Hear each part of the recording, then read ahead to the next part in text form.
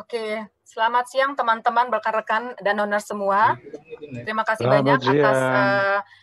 kesabarannya untuk menunggu. Mohon maaf sekali lagi atas technical glitch yang kita hadapi saat ini. Nah, mungkin teman-teman semua bisa membantu kami untuk share juga informasi ke rekan-rekan lainnya bahwa saat ini kita sudah merelay Health Talk kali ini ke langsung Workplace Danone Indonesia Group. Ya, jadi buat teman-teman yang nggak bisa masuk ke Zoom link ini karena sudah kepenuhan gitu ya, mungkin bisa di refer untuk bisa mengikuti streamingnya di Workplace Danone Indonesia. Oke, terima kasih atas kesabarannya. Kalau gitu saya bisa buka sekarang. Selamat sore sekali lagi teman-teman, rekan-rekan dan donor semuanya.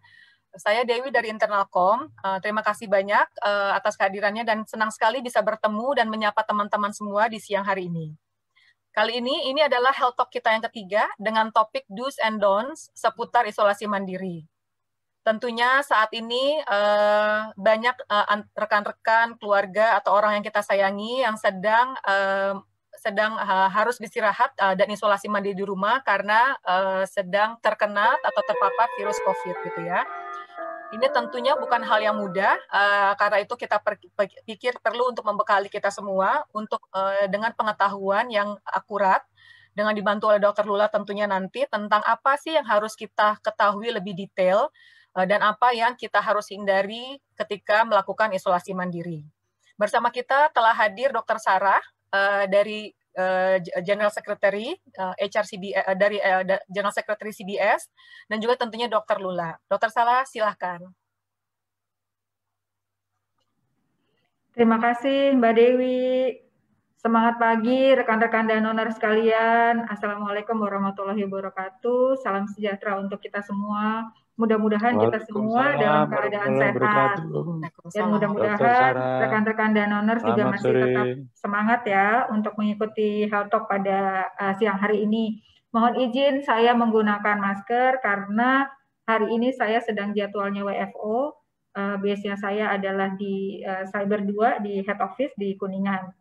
Nah, seperti yang sudah disampaikan oleh Mbak Dewi tadi, bersama-sama kita telah hadir narasumber kita yang tentunya untuk rekan-rekan Danoners sudah nggak asing lagi dengan public figure kita yang satu ini.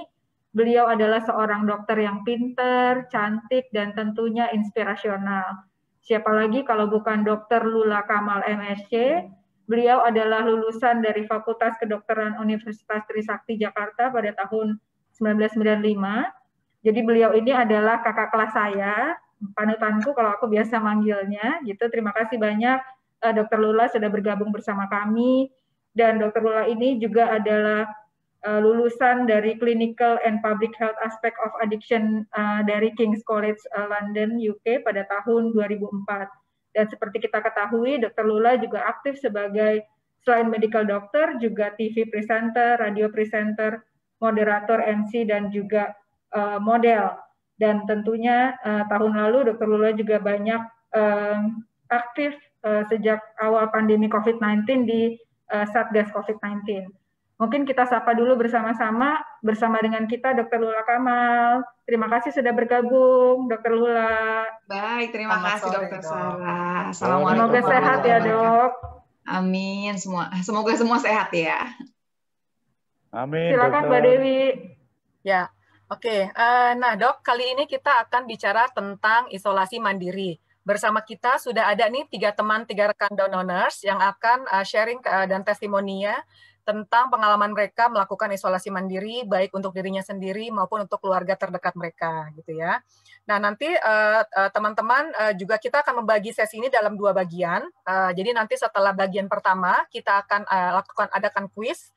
Ada 7 pertanyaan yang akan kita tanyakan kepada bapak-bapak, rekan-rekan semua, gitu ya. Sebelum kita masuk ke sesi kedua tentang isolasi mandiri pada anak, gitu ya.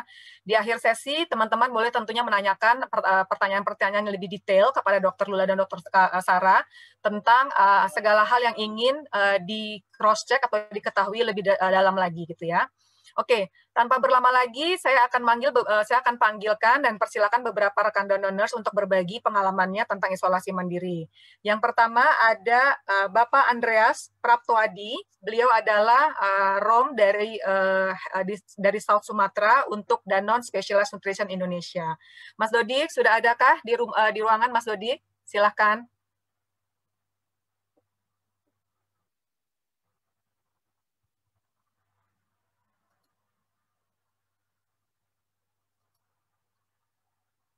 Mas Dodi.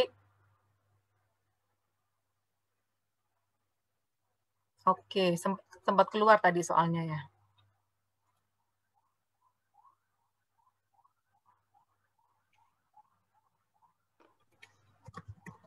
Mungkin yang lain dulu kalau belum ada. Pak Yanuar, sudah adakah Pak Yanuar?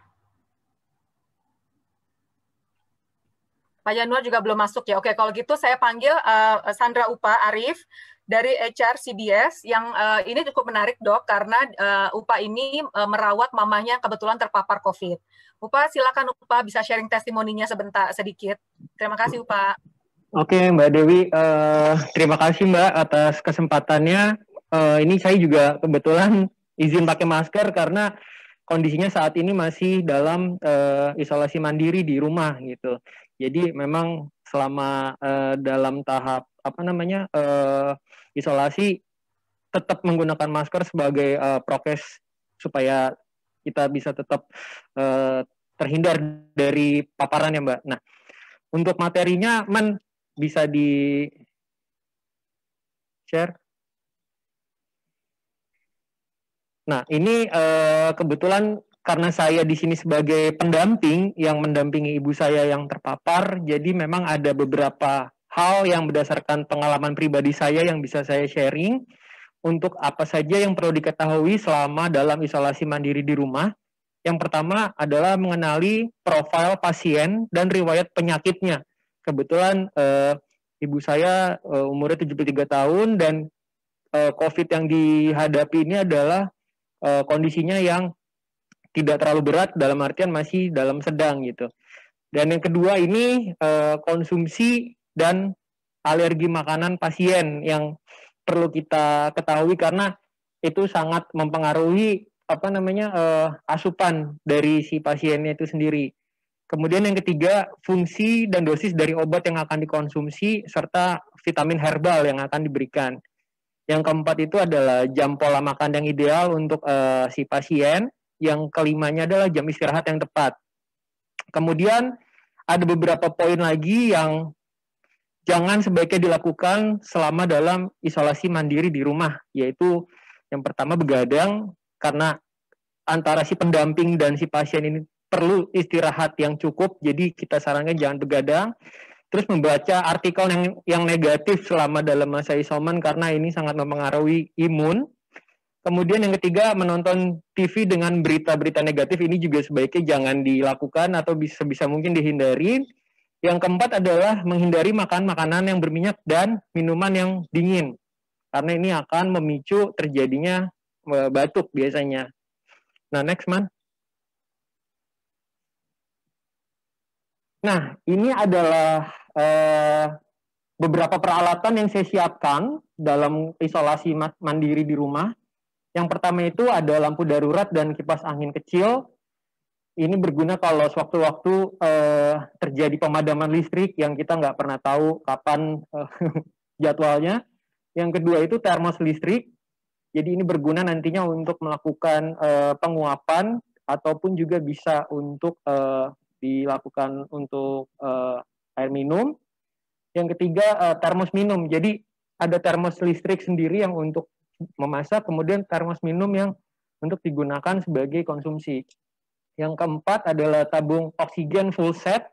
Ini adalah tabung oksigen yang saya gunakan itu yang 10 kilo dengan memiliki regulator.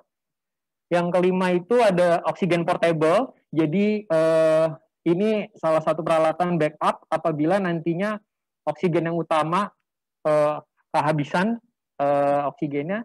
Kemudian yang keenam itu ada nasal irigator. Nasal irigator ini kalau teman-teman belum tahu adalah alat pencuci hidung. Jadi saya dan ibu itu melakukan pencucian hidung itu biasa 2 hari sekali. Jadi kita tetap rajin membersihkan saluran hidung kita. Kemudian yang ketujuh ada nebulizer. Ini ngebantu ibu juga dalam penguapan. Biasanya kalau udah batuk berdahak, dahaknya agak susah dikeluarin, kita coba untuk mengencerkan dahaknya dibantu dengan alat ini. Kemudian ada oximeter. Ini untuk kita melakukan kontrol saturasi oksigen dari si pasien. Yang ke-9 ini ada madu, habatus sauda, garlic oil, air jahe. Ini adalah herbal yang saya gunakan untuk membantu ibu saya meringankan batuknya dan mengeluarkan dahaknya. Kemudian yang 10 itu ada buah-buahan, pepaya, jeruk, dan kurma. Kemudian yang ke-11 itu obat antibiotik karena ibu sempat ada demam. Kemudian juga obat batuk, ada vitamin C dan vitamin D. Nah, di poin 12 ini ada minyak kayu putih. Ini minyak kayu putih ini ngebantu banget untuk dibalurin ke badannya, sama juga untuk dilakukan penguapan tadi. Jadi dengan air hangat atau air mendidih kita tetesin minyak kayu putih, kemudian sambil dihirup, serta ada juga minyak tawon. Kemudian ada air mineral yang 1.500 ml 2 dus. Ini memang saya pisahkan dari dispenser, jadi memang ibu minumnya dedicated, punya air mineral sendiri gitu. Kemudian ada garam Himalaya NaCl, ini untuk manual campuran apabila nanti kita menggunakan nasal irrigator sebagai bilas saluran hidung. Kemudian ada masker hand sanitizer, disinfektan, dan lap kanebo untuk membersihkan hal-hal yang ada di kamar. Terus kantong plastik sendiri, ini untuk memisahkan sampah dari si pasien. Kemudian juga ada dahak atau ada yang sesuatu yang pasien sendiri sudah lemas, tidak bisa kuat jalan, akhirnya harus melakukan itu di tempat. Saya siapin kantong plastik. Kemudian juga ada tatakan khusus untuk dia makan di tempat tidur. Kemudian dedicated tempat makan dan minum yang ini terpisah dari keluarga. Jadi memang si mama ini saya pisahin tempat makan dan minumnya khusus untuk dia saja gitu. Kemudian yang nomor 20 ada tisu basah dan tisu kering. Ini untuk biasanya untuk membersihkan reak atau dahaknya yang keluar gitu. Next, man. Nah, ini kurang lebih peralatan yang saya siapkan di rumah. Tadi ada oximeter, kemudian ada oksigen portable, kemudian juga ada nebulizer untuk penguapan, kemudian saya prepare tabung oksigen yang full set dengan regulator dan juga selangnya, dan yang sebelahnya lagi ini ada alat namanya nasal irrigator untuk mencuci lubang hidung. Next, man. Nah, ini adalah jadwal aktivitas harian ibu saya selama isolasi mandiri. Jadi dari mulai pagi sampai malam itu semuanya benar-benar saya kontrol. Dan juga saya atur juga pola untuk jam makannya supaya tidak terlambat. Dan untuk asupan vitaminnya juga di saat-saat si ibu saya ini sedang makan gitu. Jadi ibu tetap, kita tetap memberi dia asupan walaupun sebenarnya rasa pengecapnya itu pahit karena penciuman hilang, indera perasa juga jadi pahit, kemudian ada lemas dan juga ada dominasi dahak di sekitar tenggorokannya, tapi saya tetap untuk usahakan ini bisa dijalankan gitu, aktivitas harian ini sebagai suatu hal yang mandatori. Dan ada beberapa hal juga yang tetap kita untuk manage, yaitu beberapa hal yang dilakukan di saat udah mau tidur malam, misalkan kayak nonton kajian, ngobrol, ya sholat isya. Nah itu jadi untuk tidak pikirannya terpaku sama penyakitnya, jadi lebih ke arah fun kita untuk memanage-nya. Next, man. Nah ini adalah timeline dari pertama ibu saya mulai terpapar sampai kemarin tanggal 22-23 itu mulai kondisinya mengalami perbaikan. Jadi di tanggal 5 Juli kemarin ibu mengalami anosmia, yaitu penciumannya hilang, sudah tidak bisa merasakan aromanya kayu putih dan yang lain. Kemudian disertai batuk pilek. Tindakan yang saya lakukan tadi melakukan nasal wash dan melakukan uap air panas dan dibantu juga dengan proning. Di 1-8 hari ini ibu benar-benar di dalam kamar, nggak keluar, dan kita tetap pantau dia dari saturasi oksigen. Kemudian di tanggal 15, di tanggal 15 dan 16-nya, di sini baru ibu mengalami kondisi yang agak lemas karena oximeternya itu menampilkan 88 sampai 85 di bawah dari standar. Kemudian di tanggal 20-nya juga setelah sholat Id, ibu kembali lemas dan akhirnya di situ kami melakukan swab PCR dan hasilnya dinyatakan positif. Dan kita tetap masih dalam kondisi isolasi mandiri. Next, Man. Nah, ini adalah ketakutan dan kekhawatiran saat isolasi mandiri oleh pasien, yaitu pertama saturasi oksigen yang drop secara tiba-tiba, kemudian demam secara tiba-tiba, dan yang ketiga ini lemas mendadak. Karena lemas itu ada 2 faktornya. Yang pertama karena sesak napas, yang kedua itu lemas karena sedikitnya asupan makanan yang masuk. Kemudian yang keempat, tidak ada seseorang untuk melakukan sesuatu, artinya ketika dalam kondisi sendiri memerlukan bantuan, itu tidak ada seseorang, itu akan menjadi ketakutan juga. Yang kelima ini tadi listrik padam, karena kita nggak pernah tahu. Yang keenam adalah suhu temperatur ruangan yang berubah-berubah. Kemudian yang ketujuh, pengaruh lingkungan sekitar, bunyi-bunyian, ini juga cukup jadi mengganggu dan memberikan pikiran negatif kalau yang lewat ambulans gitu. Terus kemudian ada halusinasi karena ini biasanya pengaruh dari pikiran, dan yang ke-9 itu demotivasi atau berkurangnya semangat. Nah, jadi best practice yang saya rekomendasiin buat teman-teman itu ada 15 poin kurang lebih karena ini pribadi saya jalankan. Yang pertama, tetap tenang. Yang kedua, rajin mencuci tangan setiap beraktivitas dan mencuci hidung 2 hari sekali. Yang ketiga, men-silent smartphone pasien, jadi handphonenya di-mute aja. Yang keempat, ini disarankan ada 2 orang yang menjaga, idealnya 2 orang gitu. Yang kelima, mengatur temperatur ruangan yang nyaman, jadi kita usahakan agar bisa tetap kondusif. Yang keenam itu juga pastikan setiap pagi jendela kamar dibuka sehingga ada sirkulasi udara yang masuk.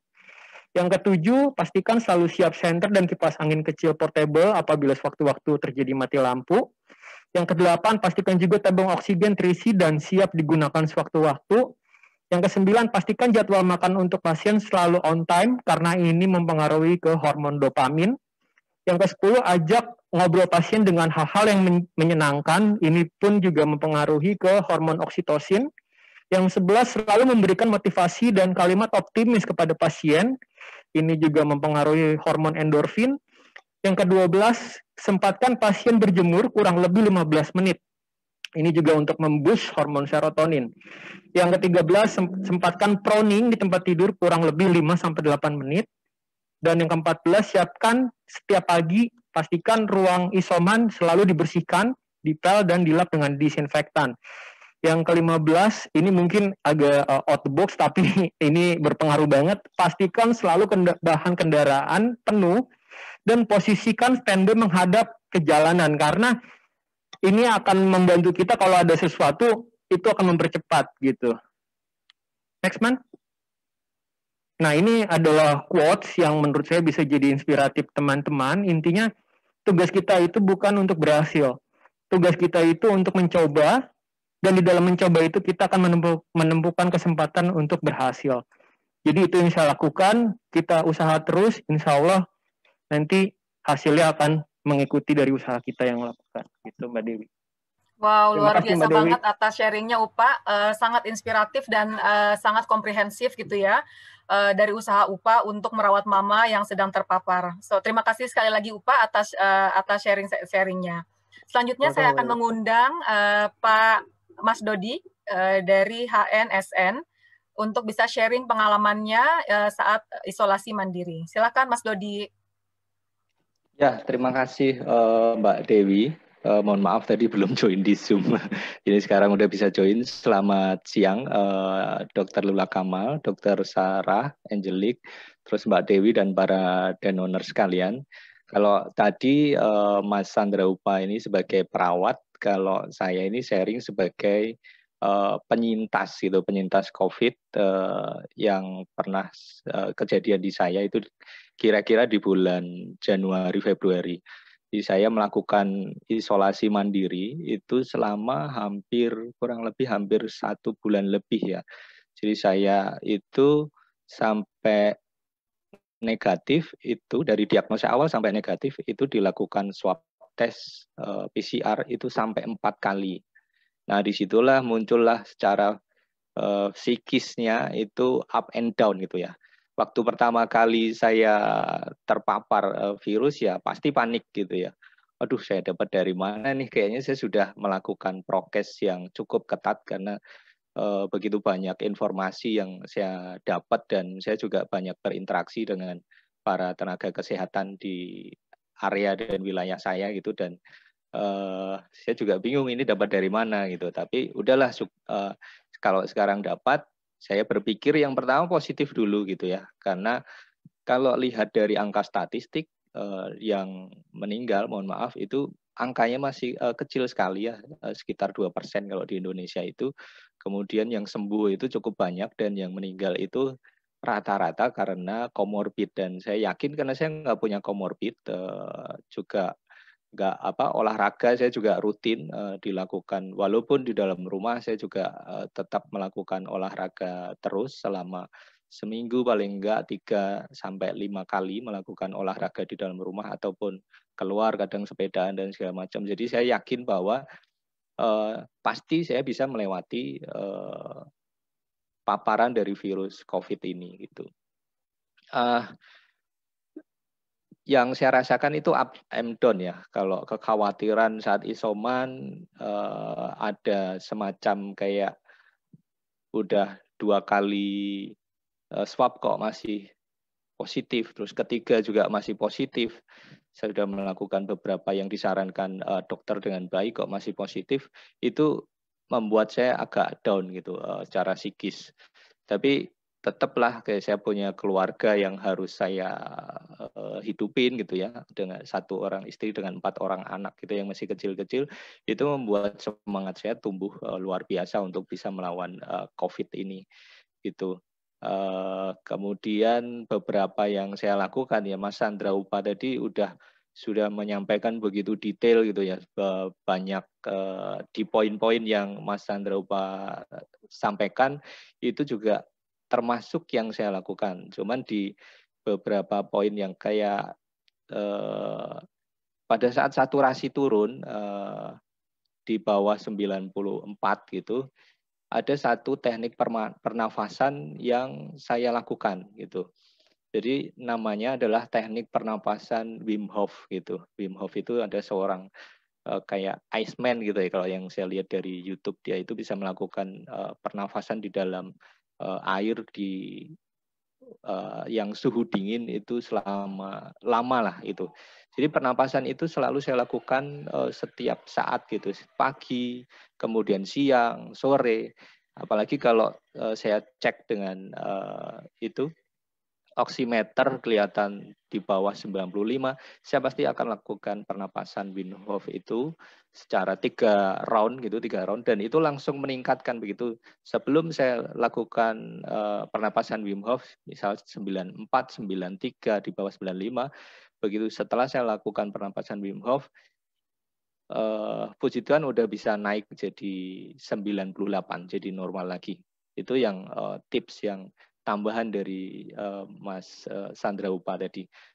Poin-poin yang tadi disampaikan kayak tinggal di kamar terpisah, ya saya kebetulan tinggal di rumah yang dengan 2 lantai, jadi keluarga ada di lantai bawah dan saya ada di lantai 2, dan anak-anak juga bisa diberi pengertian bahwa papanya lagi melakukan isolasi mandiri, dan ini yang agak teman-teman mungkin bisa merasakan gitu ya, yang pernah isolasi atau keluarga yang isolasi, untuk komunikasi dengan anak saya dan dengan istri saya walaupun satu rumah, satu atap, saya harus melakukan video call dengan mereka padahal atas dan bawah gitu. Jadi itu agak menyentuh sedikit lah di komunikasi kami gitu.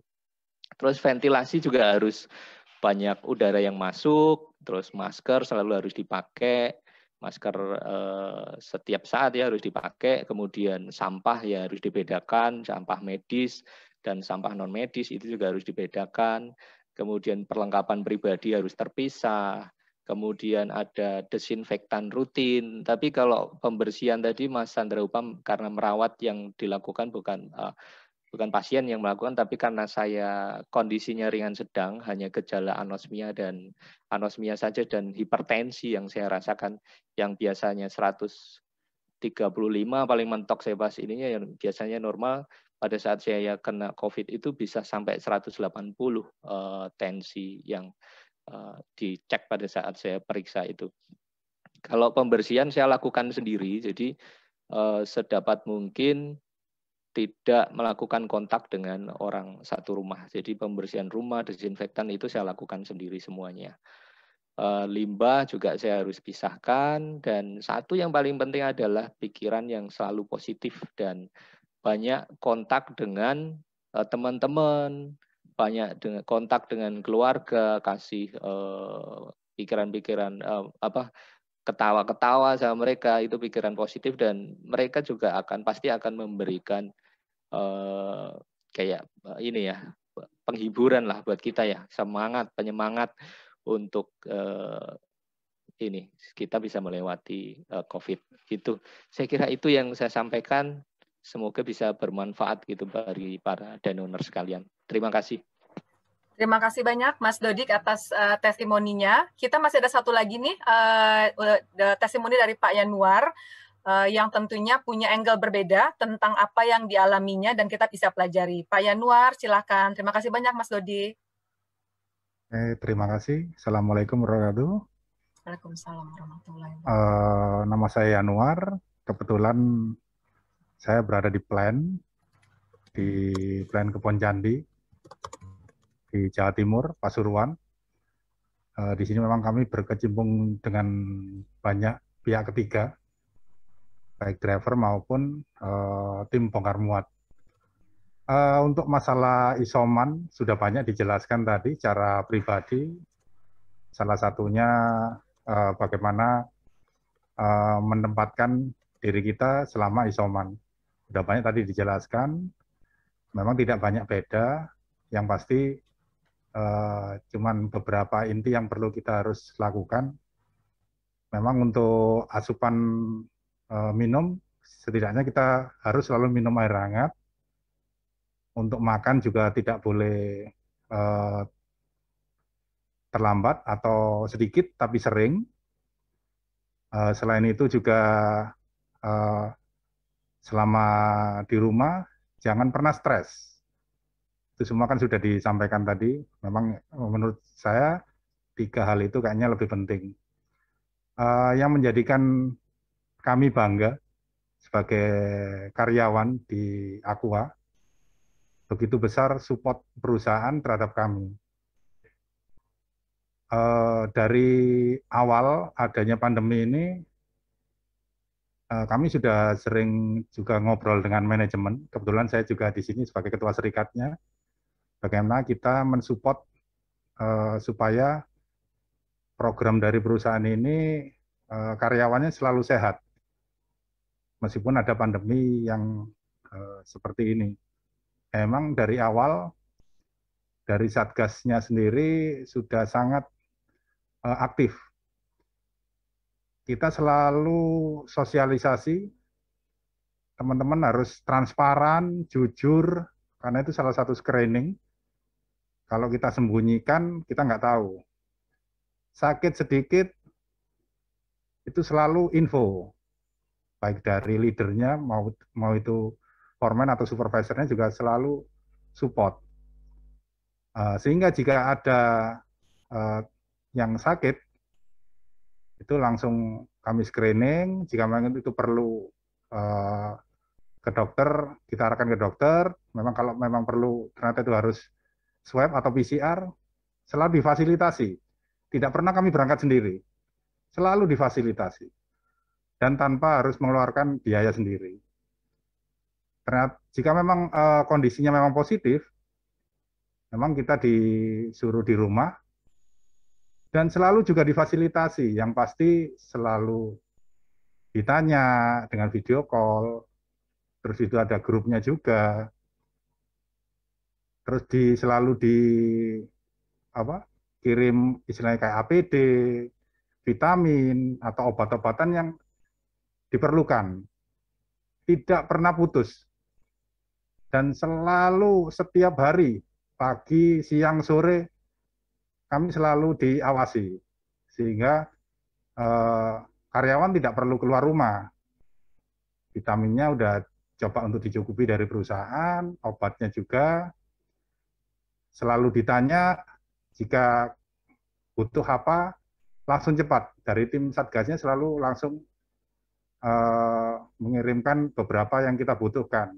Kebetulan juga rekanan dengan Kimia Farma juga bisa terakomodir dengan baik. Dan kami terima kasih sekali dengan perusahaan, apapun yang dialami oleh teman-teman, sehingga mereka merasa tidak sendiri.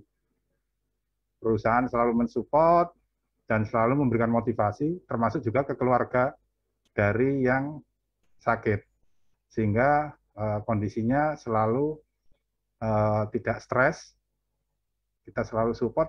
Dan satu lagi kuncinya adalah kami selalu menekankan dilarang membuli, dilarang istilahnya menjauhi mereka.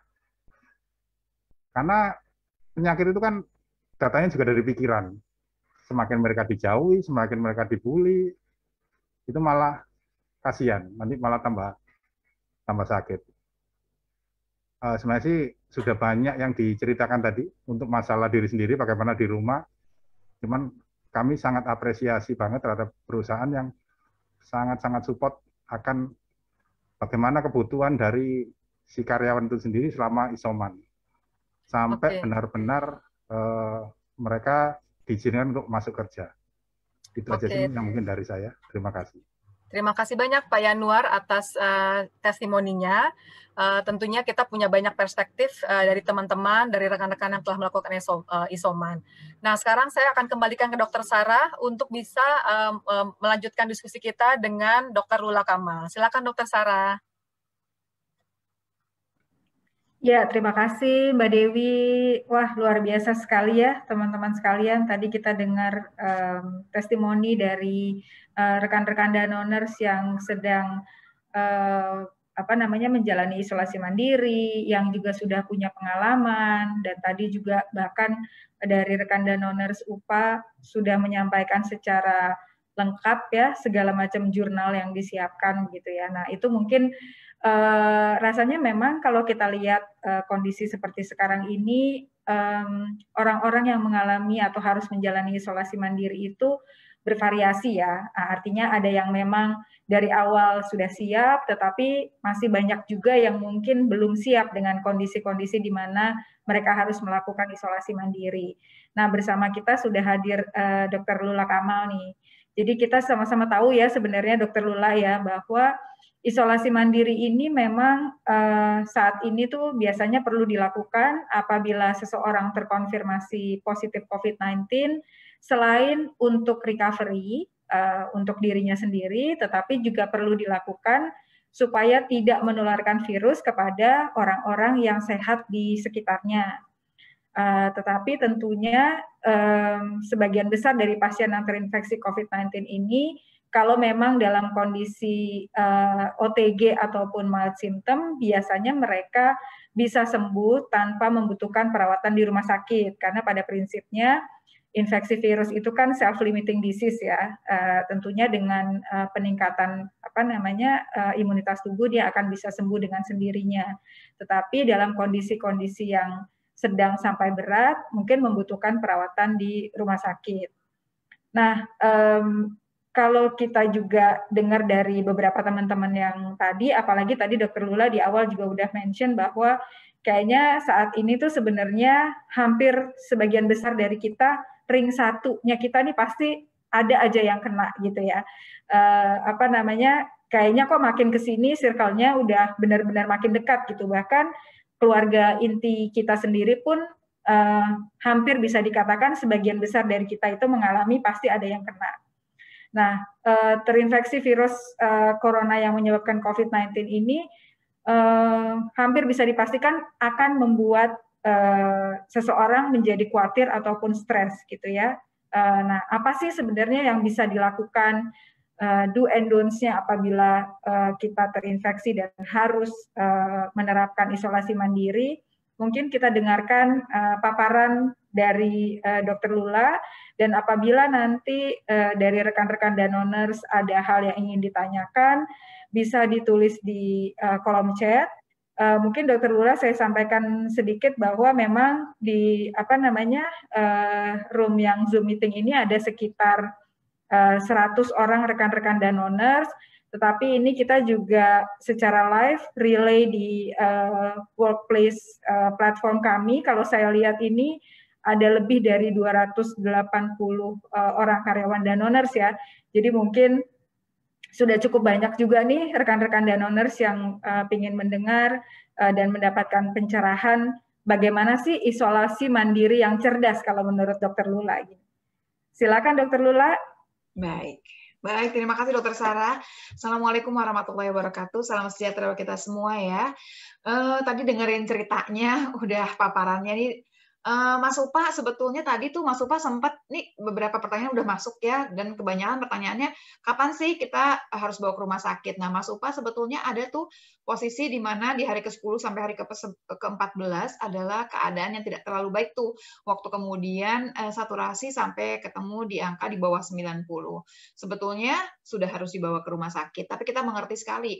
Ada waktu di mana pas rumah sakit itu penuh sekali, sampai kita juga nggak dapet tempat gitu loh buat ke rumah sakit. Jadi banyak kejadian kita tetap harus isoman, padahal kriteria tuh udah bukan kriteria untuk isoman. Kita mulai dari slide yang pertama ya, sama kita mesti menyamakan persepsi kayaknya ya. Yang pertama, oke, next ya, next slide-nya. Oke, ini saya betul sekali tadi waktu Mas Andreas ya yang ngomong gitu bahwa sebetulnya kan yang meninggal itu cuma sedikit, betul memang kalau dihitung-hitung 2,5% kali kurang dari 2,5% gitu kematiannya, betul memang, dan kasusnya yang sebegitu banyak. Jadi kita selalu berharap bahwa semua orang punya harapan yang baik, walaupun nggak segampang itu. Begitu dapat diagnosa, dapat nih hasil PCR atau hasil antigen positif, pasti semua panik. Nggak segampang itu kita menelannya gitu ya. Nanti kita ngobrol lebih jauh mengenai gimana sih caranya pelepasan stresnya nanti ya. Oke. Pembelajaran kita dari liburan berkali-kali. Sebetulnya cerita mengenai kita kenapa sampai naik sampai seperti ini, ada dua kejadian bahwa kita nggak bisa membendung kejadian untuk mudik Lebaran kemarin, tapi tambahannya adalah karena adanya Delta. Jadi kita dua nih burden-nya sebetulnya. Delta plus kemarin itu walaupun kita berhasil nahan 60%, tapi kan tetap aja masih ada yang mudik ya. Next slide-nya. Oke, ini yang paling penting. Apapun variannya, kedepannya nanti, apapun ceritanya, mau nanti ada varian Delta, mau nanti varian yang asli Indonesia, katanya udah ditemukan nih. Pada dasarnya kita mesti ngerti, virus itu kerjaannya tuh cuma dia itu harus bermutasi, dia harus berubah supaya dia bisa hidup di tubuh kita. Jadi kapan dia berubah? Waktu dia masuk ke dalam tubuh kita, makin banyak orang yang terinfeksi, makin mungkin dia bermutasi. Dan kalau nggak bermutasi, dia mati sebetulnya si virus itu. Dan memang dia self-limiting disease, emang ada waktunya. Setelah sekian hari, udah nggak bisa berkembang biak lagi dia. Jadi apapun variannya nanti, tetap aja, kalau untuk pencegahan, kita ngobrolnya mengenai 5M, prokesnya, protokol kesehatan. Yang kedua adalah vaksinasi. Udah, pegangannya cuma 2. Mau apapun juga ceritanya. Ya. Oke, next-nya. Oke, next. Persepsi yang pertama yang paling penting. Pasien COVID yang boleh isoman itu satu yang nggak bergejala. Kalau nggak bergejala, tahu dari mana dia? Ya, biasanya gini, hasil penelusuran. Jadi di keluarga ada yang positif, misalkan, dibawa ke rumah sakit, misalkan. Nah, semua yang di rumah itu, mau tidak mau harus di PCR. PCR semua nih, misalkan ketahuan, oh iya ada yang positif juga nih berapa orang. tapi nggak ada gejala apapun, oke, isoman. Yang kedua adalah gejalanya ringan. Cuma 2 nih yang boleh isoman, sisanya nggak bisa. Dan isoman sendiri juga ada pemantauan berkala yang harus dikerjakan. Jadi tadi Mas Upa itu bikinnya sampai udah rapi banget. Oke banget Mas Upa ya. Dan kemudian protokol kesehatan tuh jalan terus. Tadi Mas Upa juga mengatakan saya pakai masker nih walaupun di rumah. Karena kita mesti protokol kesehatan. Betul, itu akan jalan terus kalau memang di rumah kita ada yang lagi isoman. Oke, next-nya. Oke. Ini jadi penting, saya nggak ngomongin yang lain-lain, saya cuma ngomongin yang gejala COVID ringan. Semuanya sama, mau ditulis gejala COVID sedang, gejala COVID yang berat, semua sama, kecuali yang berbeda yang terakhir. Frekuensi napas sama saturasi, ini berhubungan nih berdua nih ya. Karena frekuensi napas itu nunjukin kita sesak apa enggak. Begitu dia di atas 22, 24, 30, 40 gitu, semenit, pasti orangnya sesak. Nafasnya pendek gitu ya, tapi cepat gitu ya. Nah, kemudian saturasinya biasanya juga nggak terlalu bagus. Begitu saturasi ketemu di angka 95 gitu ya. Misalkan gini, kita kalau saya selalu bilang, oke, gini-gini. Kalau udah ketemu 95, kita udah mesti, tadi kemarin 98, 98, 98 misalkan. Sekarang turun nih ke 95, udah mesti pegang ini, apa namanya, udah bikin kuda-kuda. Oke, begitu ketemu 94, juga udah mesti siap-siap. Karena kalau dia makin turun terus, kita berarti harus cari rumah sakit. Karena kita udah nggak main yang ringan lagi nih. Sebetulnya dia kriterianya udah bukan isoman. Dia harusnya udah dapat pertolongan lebih jauh. Oke, next-nya. Ini persiapannya udah bagus banget tadi Mas Upa juga. Pertama kali adalah kamar terpisah. Kamar terpisah dari keluarga yang negatif. Terus gimana? Oke, kemudian alat makan terpisah tadi juga dedicated buat dianya aja. Kalau perlu dinamain satu-satu ya. Nyucinya ntar juga beda, semuanya beda. Kemudian kamar mandi terpisah. Ini agak repot nih. Biasanya kamar terpisah itu gampang. Tapi kamar mandi terpisah suka repot tuh biasanya. Kalau sampai, oh kamar mandi nggak bisa terpisah nih, nanti ada caranya lagi yang lain ya. Kemudian alat-alat yang kita harus punya. Nah, ini nih, termometer. Tapi udah nggak demam, tetap kita tiap hari akan periksa. Kita akan mantau tiap hari. Ada yang demamnya itu bukan di hari pertama, di hari kelima baru demam. Ada yang setelah hilang demam, tahu-tahu di hari ke-10 demam lagi. Jadi kita harus mengerti ini dan nggak bisa pakai tangan. Betul-betul pakai termometer. Yang kedua yang namanya oximeter nadi. Jadi di situ ada saturasinya, oksigennya, sama ada denyut nadinya. Jadi pantau suhu, saturasi, nadi. Nah, tambahannya yang lain apa? Gejala yang lain plus tambahan komorbid yang lain. Misalkan punya hipertensi, ya ditensi tiap hari. Oh, ada gula darah, ya periksa gula darahnya. Karena si COVID ini katanya meningkatkan gula darah. Orang yang nggak punya diabetes aja, gula darahnya bisa naik. Apalagi yang punya diabetes. Oke, next-nya. Oke, gimana kalau sarana yang kita punya di rumah ini ya nggak ideal? Kalau memang nggak mungkin, ya udah cari tempat isolasi yang disediakan oleh pemerintah. Itu lebih aman. Kenapa? Supaya tidak menularkan orang yang lain. Tapi akan jadi bermasalah kalau misalkan yang kena itu adalah orang tua. Karena orang tua itu kita mesti jagain juga perasaannya.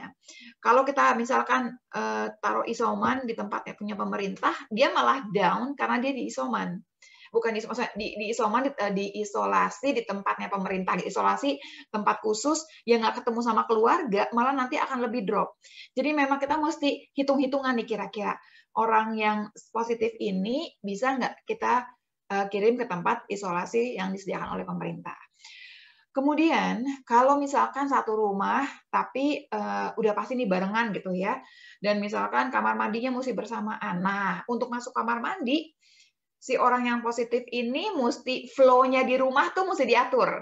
Jadi dia mau ke kamar mandi, misalkan ada jalan yang mesti dia lewatin ruang makan misalkan.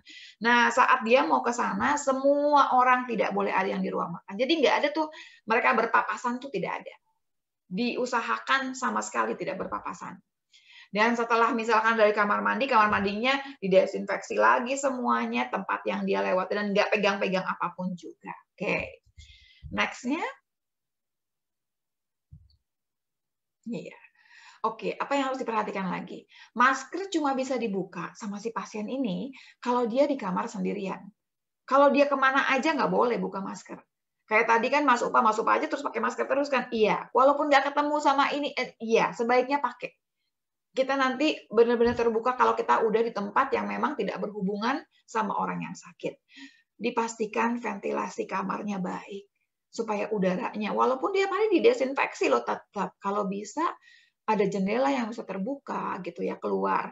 Kalau masih punya teras sendiri lebih bagus lagi karena dia bisa berjemur sendiri, nggak usah ketemu atau keluar dulu dan berpapasan dengan yang lain. Dan semua anggota keluarga nih mesti ngerti bahwa semua itu mesti pakai protokol kesehatan. Kalau masih punya anak kecil, sebaiknya memang nggak lewat-lewat ruangan yang akan bisa berpapasan atau yang dilewati oleh orang yang positif. Mencuci alat makan mesti dibedakan, mencuci baju harus dibedakan. Biasanya saya suka mengingatkan semua baju langsung aja direndam pakai air sabun dulu, baru kemudian nanti dicucinya belakangan. Tapi dia masuk dulu air sabun, karena air sabun ini akan mematikan si virusnya. Oke. Kemudian berjemur setiap hari. Ini penting, berjemur ini. Malah kalau di rumah sakit tuh dengan saturasi cuma 70 gitu ya, pasien itu dijemur semua. Dan begitu setelah selesai berjemur itu saturasi bisa naik loh. Ternyata bantu banget yang namanya matahari ini. Dan yang paling penting lagi, kita mesti ngerti kapan isoman itu harus berhenti dan dibawa ke rumah sakit. Itu penting banget. Jadi setiap orang yang kemudian membantu orang yang isoman itu mereka mengerti. Tadi kan Mas Upa sempat ngomong gini, kendaraan udah diisi sama bensin gitu ya, udah siap lah kendaraan kalau dibutuhkan. Ngerti banget, jadi dia udah tahu nih kapan daruratnya, emergensinya dia harus bawa. Nah, kita semua mesti hafal. Satu lagi yang bikin kita tenang dalam isoman ini adalah kita tahu apa yang akan kita lewati. Jadi boleh baca? Boleh baca. Yang jangan dibaca itu adalah media sosial yang isinya itu negatif. Yang isinya ilmu boleh dibaca. Kita ngerti, oh hari kesekian. Kayak misalkan gini, kalau misalkan dia itu yang ringan gitu ya, dia biasanya akan keluar gejala, kerasa-kerasa banget deh gejalanya ya, 4-7. Lewat 7 tuh biasanya udah cincai gitu ya. Sementara kalau dia sedang, yang akan kerasa banget nih gejalanya adalah 10-14. Kenapa? Kalau udah sedang, ada yang namanya cytokine storm. Ada badai sitokin. Nah, itu biasanya mulainya di 10-14. Jadi kita ngerti yang akan kita lewati apa. Itu lebih tenang. Kalau misalkan orang yang sakitnya itu orang udah tua, nggak usah dikasih tahu lebih jauh. Kita yang ngerti berarti, oh ini akan seperti apa. Kita kalau mau perang, medan perangnya kita ngerti, itu akan lebih tenang buat kita daripada kita nggak ngerti sama sekali. Gelap semua medan perangnya. Jadi memang senjatanya nih mesti siap dulu. Oke, next-nya. Oke, ini pedoman terbaru ya. Kalau OTG nggak dikasih apa-apa, cuma dikasih vitamin. Nah, kalau yang pasien COVID ringan, cuma demam, baru 1 hari doang demamnya, tetap masuk yang namanya favipiravir, tetap masuk. Obat virus ini tetap masuk. Jadi kalau tadi kata Mas Upa masuk antibiotik karena demam, no, enggak. Kalau kena virus juga bisa demam gitu ya. Jadi begitu ada gejala apapun, pokoknya kalau OTG nggak ada gejala kan ya, kalau ada gejala apapun, kita udah masukin ke tempat yang ringan, berarti kita udah masukin yang namanya obat antivirus. Tadinya ada yang namanya antibiotik, barangkali azitromisin dengar-dengar gitu ya, sekarang udah nggak dipakai lagi. Sisanya yang lain adalah vitamin. Kalau mau pakai herbal silahkan, mau pakai tambahin apapun boleh ya. Sama obat simptomatik. Maksudnya gini, kalau panas dikasih obat panas. Sakit-sakit badan dikasihlah buat ngilangin sakit badannya gitu ya. Dan sebetulnya kalau PCR-nya itu ya di tempat lab yang memang diakui oleh pemerintah, tanpa repot-repot, ini obat akan dikirim ke rumah kita.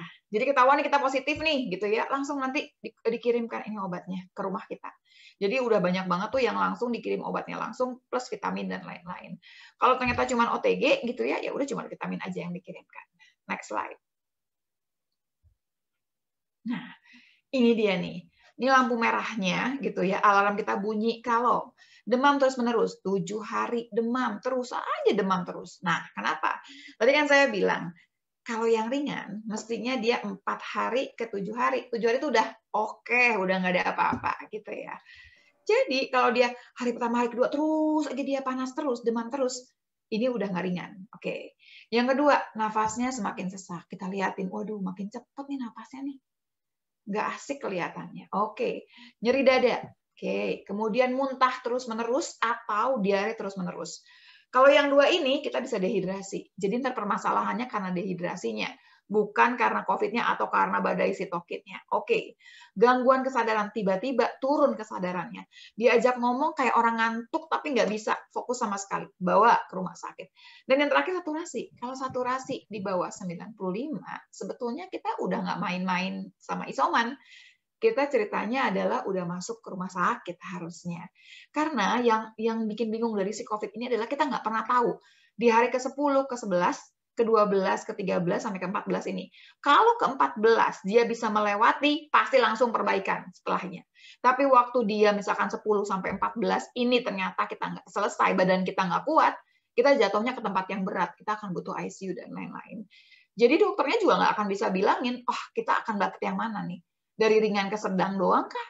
Sedang ke berat kah? Kita nggak akan pernah tahu. Oke, next-nya.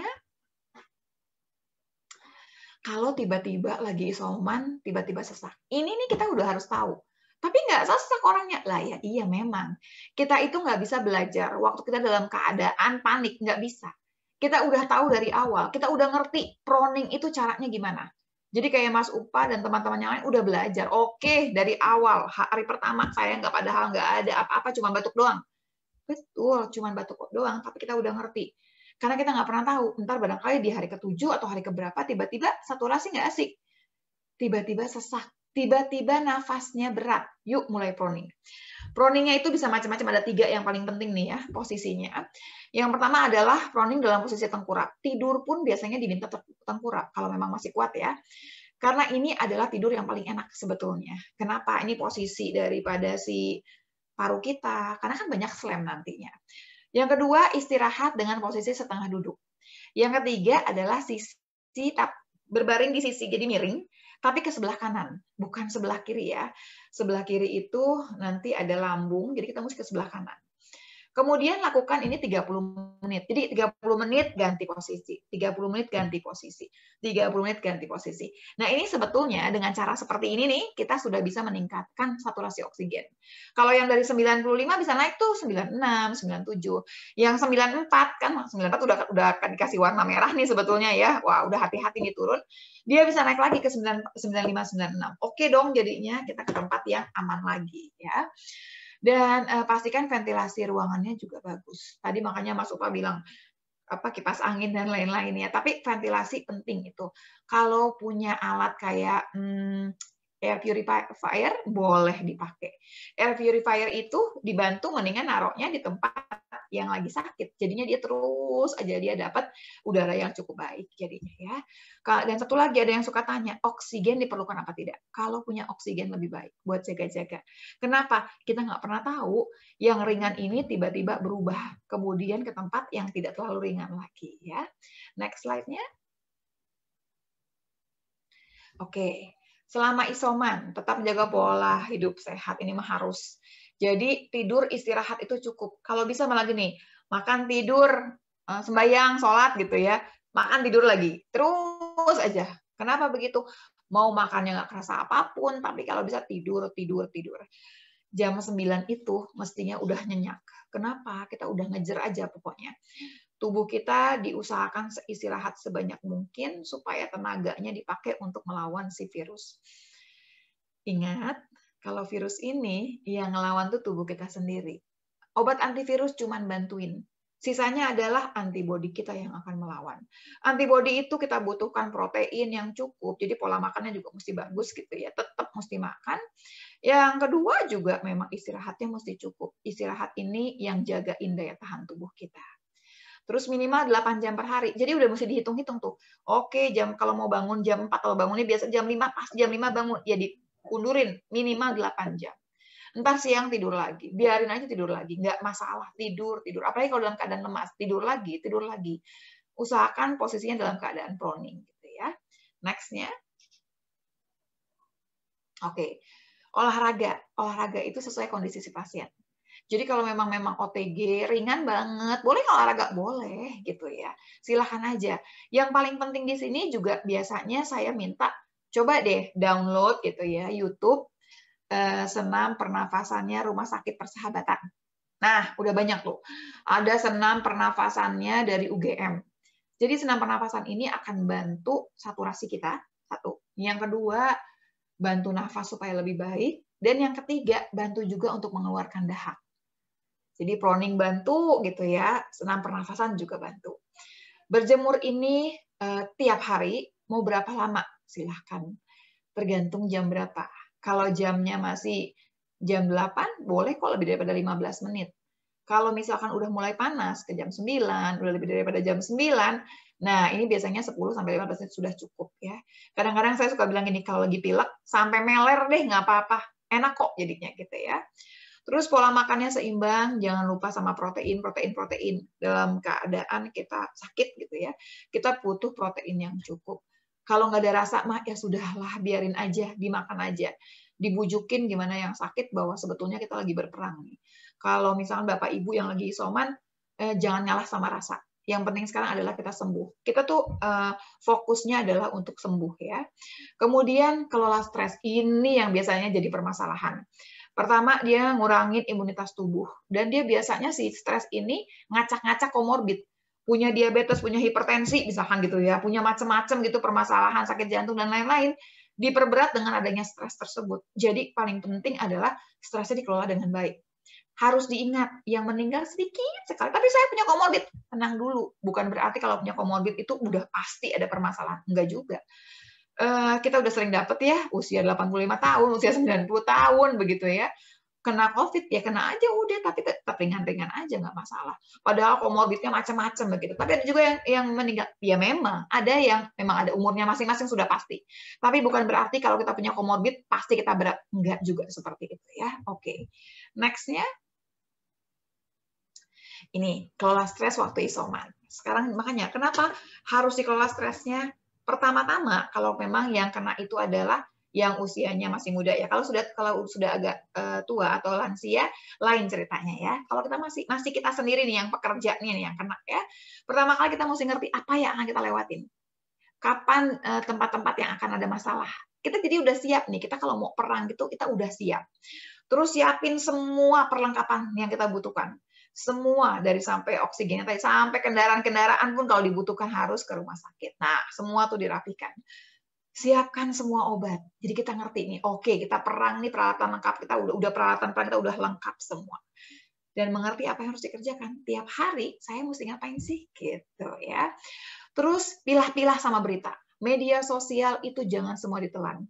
WA group, kalau ternyata WA group isinya cuma berita duka semua, berhentiin aja. Nggak usah baca lagi sama sekali. Kalau ternyata dengan baca kabar berita dari WA group, dari media sosial, bikin kita down, berhenti, jangan baca lagi. Yang kita butuhkan sekarang adalah kita itu mesti punya daya tahan tubuh yang baik. Salah satunya stres kita nggak boleh tinggi-tinggi ya. Oke, kemudian berpikiran positif. Pikiran boleh positif, kalau PCR buru-buru negatif ya. Pikirannya positif semua, ingat, harapan tuh harus besar. Bayangin aja, orang 98% sembuh kok. Yang umurnya udah 80, yang umurnya 90 pada sembuh, terus gimana? Ya kita juga akan sembuh, cuman memang mesti sabar, mesti lewatin waktu tadi sebetulnya. Minimal 10 hari plus 3 hari, itu dia yang kita harus kejar ya. Yakin isomannya akan selesai, tapi memang harus dilewatin ya. Terus kemudian, kalau memang masih ngeganggu banget pemikiran ini, coba belajar ya menenangkan pikiran dengan bernafas 777.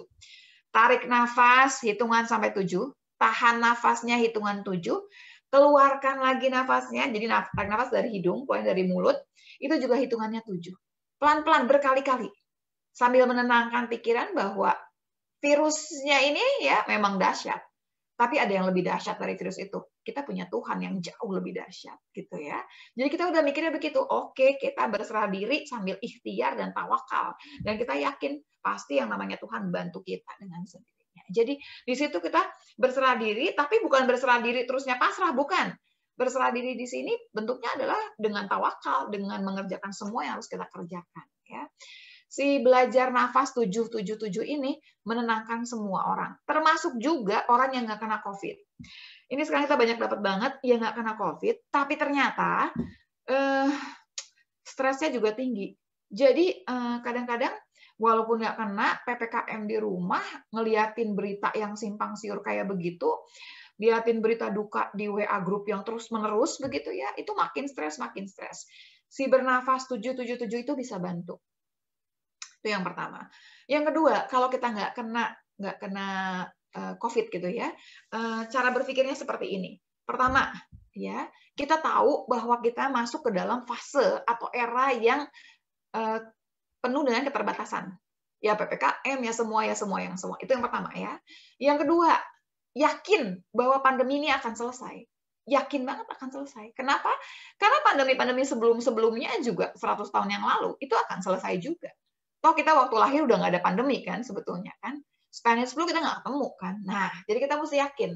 Kemudian yang ketiga, harus menginjak bumi. Jadi kalau pengen punya kepengen ini, kepengen itu harus nginjak bumi. Maksudnya gini, nggak bisa kalau tiba-tiba langsung ngomongnya, saya mau ke Bali besok, nggak bisa. Sedih banget tuh, nggak bisa liburan, nggak bisa gitu. Jadi setiap ada yang diinginkan, tulis. Setelah pandemi, akan saya kerjakan apa. Jadi kemudian yang terakhir, kalau kita panik, kalau kita depresi, kita harus ngerti kita dalam keadaan gimana. Oh, saya panik nih, saya butuh pertolongan. Ini buat yang nggak kena COVID ya, karena sekarang yang nggak kena COVID pun banyak banget yang jadi bermasalah dengan stres gitu ya, yang tinggi, sehingga imunitasnya jadi turun. Yang terakhir, kapan selesai isomannya? Oke, isoman itu hitungannya gini, kalau buat OTG mah pokoknya 10 hari udah enak dah dia orang OTG ya gitu. Tapi kalau dia ada gejala, dia 10 hari plus 3 hari bebas gejala. Jadi kita anggap ya 13 harian, 14 harian deh, udah oke gitu. Kenapa hitungannya 10 hari? Pas diperiksa gitu ya, 10 hari itu virusnya itu udah nggak bisa memperbanyak diri. Ini cerita orang-orang yang OTG sama ringan. Kalau udah pindah dari ke sedang, ceritanya udah beda. Kalau yang OTG sama ringan, nggak perlu sebetulnya. Kapan dikatakan sembuh? PCR-nya harus negatif? Tidak.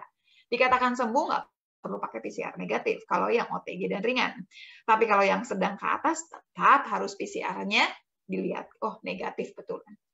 Kemudian, jika gejalanya lebih daripada 10 hari, isolasinya lanjut terus sampai ketemu 3 hari bebas gejala. Misalkan hari ke-12 atau hari ke-13 masih ada tuh barangkali batuknya atau masih ada sesak sedikit atau barangkali nafasnya lagi masih nggak enak.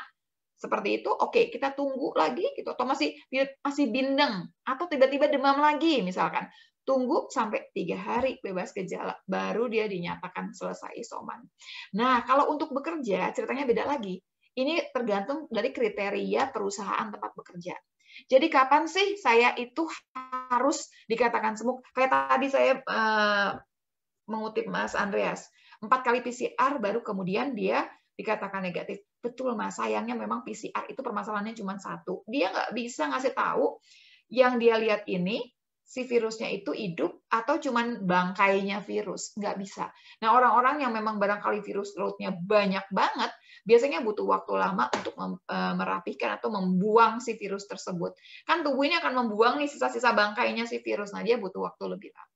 Terus caranya gimana buat mempercepat? Pola hidup sehat lagi, olahraga lagi, berjemur lagi, supaya mengejar dia cepat-cepat negatif ya.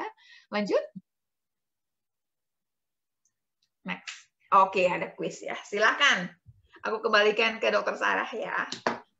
Iya.